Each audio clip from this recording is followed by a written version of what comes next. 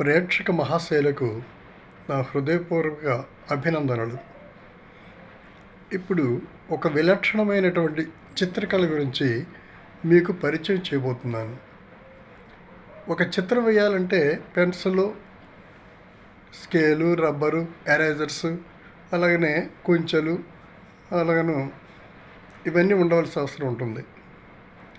కానీ ఎటువంటి drawing articles, పరికరాలు వాటి తాలూకు సహాయం లేకుండానే కొద్దిపాటి గోల్డ్ సహాయంతో ఒక చిన్న పల్చని కార్డు ముక్క పైన చిత్రాలు చిత్రించే విధానాన్ని గోటి చిత్రాలు అని అంటారు.